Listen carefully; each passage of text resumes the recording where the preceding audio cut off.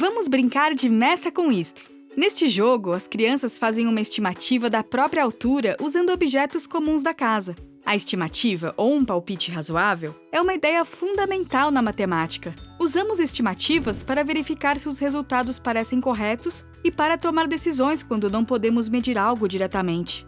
De calcular a quantidade de materiais de construção até planejar a comida para um grupo grande, nossa capacidade de estimar é constantemente colocada em prática.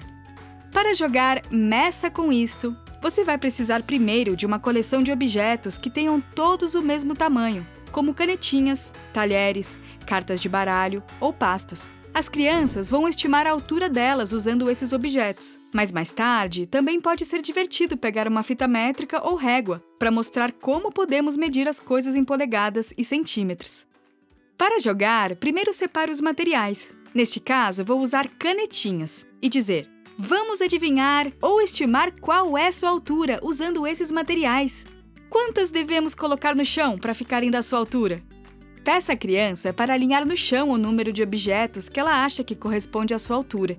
Em seguida, a criança pode se deitar ao lado dos objetos para ver se a estimativa dela ficou próxima.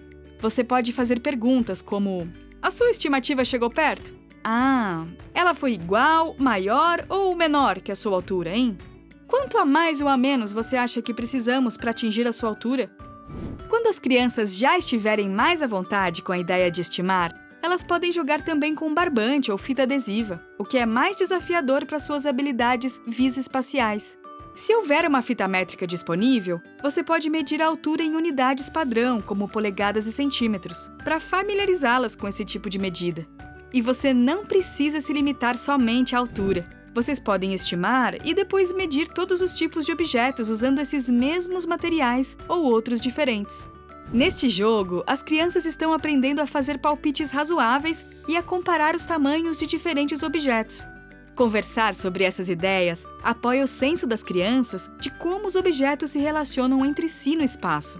E se você usar a fita métrica, as crianças também aprenderão sobre as unidades de medida padrão enquanto se divertem, medindo objetos em casa ou na sala de aula.